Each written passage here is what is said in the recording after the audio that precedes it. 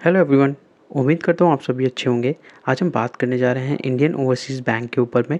आज के सेशन में हमें 8.26% की यहाँ पे तेज़ी देखने को मिली थी और इनफैक्ट आज हमें मिड कैप स्मॉल कैप में दोनों में ही काफ़ी अच्छी तेज़ी देखने को मिली और जो स्टॉक्स थे हमें काफ़ी ज़्यादा रॉकेट होते हुए देखने को मिले थे। तो उसी में एक इंडियन ओवरसीज़ बैंक भी था। अगर स्टॉक मार्केट में पैसे बनाने की बात करते हैं तो पैसा आराम से ईजिली बन सकता है। बस कंडीशन ये है कि हमें जो लेवल है वो एकदम हाई पर नहीं लेना है स्टॉक। जैसे कि कई बार क्या होता है कि हाई पर अगर हम स्टॉक कोई परचेज़ भी कर रहे हैं तो हाई पर अगर आप परचेज़ कर रहे हैं तो वहाँ पे अपने जो स्टॉप लॉसेस हैं, स्टॉक में जो स्टॉप लॉसेस हैं उसको स्ट्रिक्टली फॉलो किया करिए। क्योंकि वहाँ पे होता क्या है, मान लीजिए अगर कोई स्टॉक अपने हाई से नीचे गिरता है तो वहाँ से फिर हमें फॉल देखने को मिलता है। और कई बार होता क्या है, अगर हम स्टॉप लॉसेस को अपने ट्रेल नहीं करते हैं या स्टॉप लॉसेस को हम फॉलो नहीं करते हैं तो होता क्या है, हमारा जो पैसा होता है वो उस स्टॉक में फंसा रह सकता है।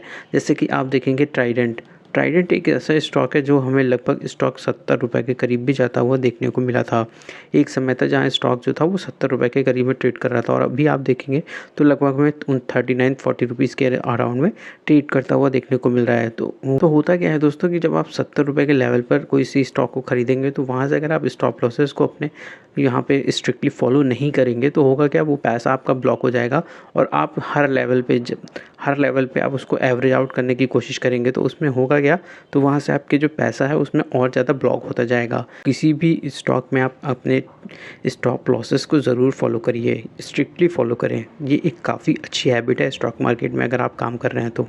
अगर इंडियन ओवरसीज़ बैंक के क्वार्टरली रिजल्ट्स देखें तो यहाँ पे इनकम फ्रॉम इन्वेस्टमेंट अगर देखें तो लगातार आप देखेंगे 1400 करोड़ था, उसके बाद देखिए 1500 करोड़ हुआ, तो लगभग आप देखेंगे तो 1520 करोड़।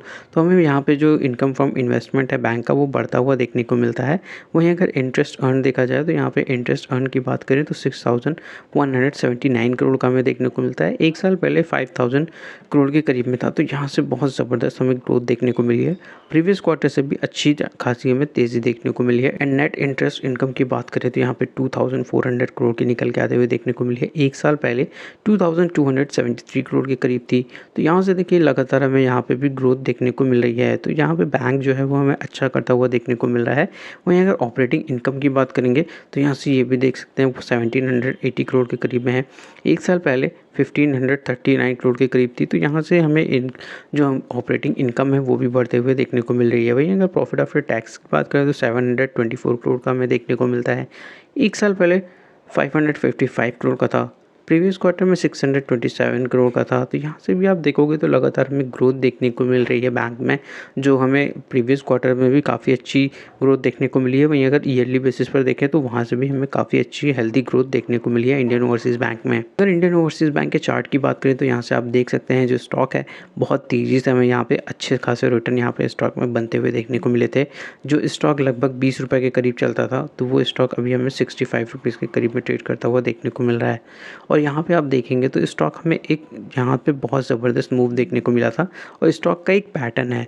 तो यहाँ पे आप देखिए स्टॉक इसी तरह हमें एक ट्रेंड लाइन है, यहीं पे स्टॉक सपोर्ट लेता हुआ देखने को मिलता है और यहाँ पे देखिए तो हमें ट्रायंगल पैटर्न फॉर्म होता हुआ देखने को मिला था। इसी ट्रायंगल पैटर्न से स्टॉक हमें यहाँ पे ब्रेकआउट देखने को मिला। उसके बाद देखिए कितना ज़बरदस्त यहाँ पे हमें रिटर्न देखने को मिला स्टॉक में।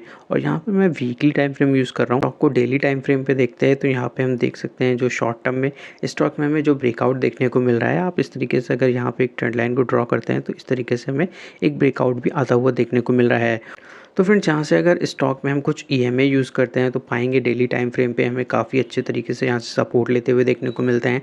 और ये जो येलो लाइन है ये हमें 50 डेज़ का एक्सपोनेंशियल का जो लेवल है इसे प्रदर्शित कर रही है और जो 100 डेज़ का एक्सपोनेंशियल का लेवल है इसे ग्रीन लाइन प्रदर्शित कर रही है।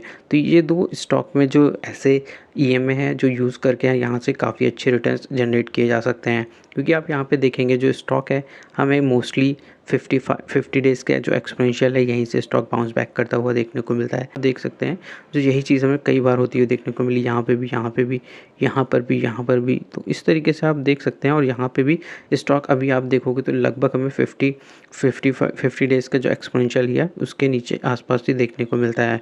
तो सिंपली आप ये स्ट्रेटजी इस स्टॉक में अपना सकते हैं।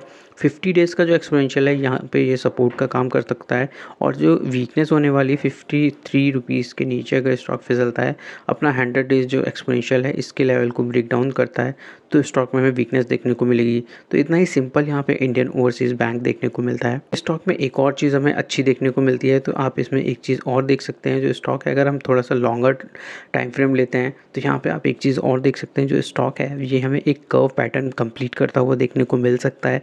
तो इस तरीके से आप देखेंगे तो स्टॉक हमें लगभग 90 रुपीज़ के लेवल पर भी जाता हुआ देखने को मिल सकता है। थोड़ा सा अगर हम लंबा व्यू रखें इसमें, तो इस तरीके से आप देख सकते हैं जो लॉन्गर पैटर्न में हमें इस तरीके से स्टॉक 90 रुपीज़ के करीब जाता हुआ देखने को मिल रहा है। यहाँ पे एक कर्व पैटर्न बन रहा है, तो हो सकता है स्टॉक में हमें ये पैटर्न कंप्लीट होता हुआ देखने को मिल जाए, क्योंकि आप यहाँ पे देखेंगे स्टॉक यहाँ से ऊपर जाता है, फिर नीचे आता है और फिर ऊपर निकलता है। तो फिर से यहाँ पे देखिए इसी तरीके से वापस से नीचे आया और फिर ऊपर निकला, और अभी देखिए स्टॉक में अभी भी हमें लगभग यही चीज़ होती हुई देखने को मिली। जो स्टॉक था अपना हाई बनाया था, हाई से हमें नीचे आता हुआ देखने को मिला, अब यहाँ से हमें ऊपर साइड में आता हुआ देखने को मिल सकता है। तो इस तरीके से यहाँ पे मैं इंडियन ओवरसीज़ बैंक को देखता हूँ। होपफुली कि वीडियो आपको पसंद आया होगा, तो वीडियो को लाइक करिए, चैनल को सब्सक्राइब करिए। मिलता हूँ फिर नेक्स्ट वीडियो में। Thank you for watching my video.